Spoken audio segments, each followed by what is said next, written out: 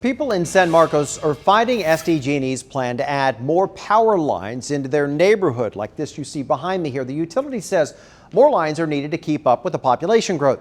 Our 10 News reporter Rachel Bianco is live with the alternative neighbors are trying to push right now. Rachel.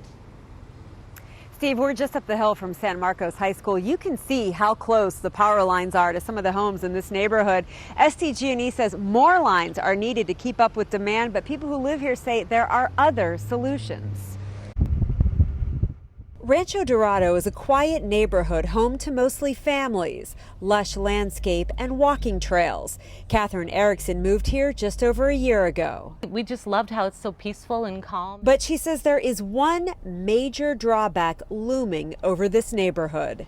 Our concerns are that the CPUC is going to just go ahead and rubber stamp this without really looking at the project. She's talking about an SDG&E project that tentatively has the okay from the California Public Utilities Commission. I was very concerned with the dynamite blasting that they intend to do, with the helicopter stringing of the power lines, with the increased fire risk. The project includes rebuilding, replacing, and adding nearly 3 miles of new lines through Rancho Dorado and San Elijo Hills. I moved in 2001 to that.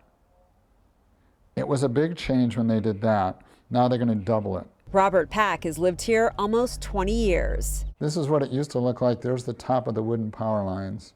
Now they replace them with these giant steel towers. And now they're proposing to put another set of steel towers between this steel tower and this home. SDG&E says the new lines are needed to keep up with the growing population, but neighbors say demand is changing. We now have solar like we never had. We now have batteries like we never had. We have the time of use that SDG&E is going to implement in the coming year.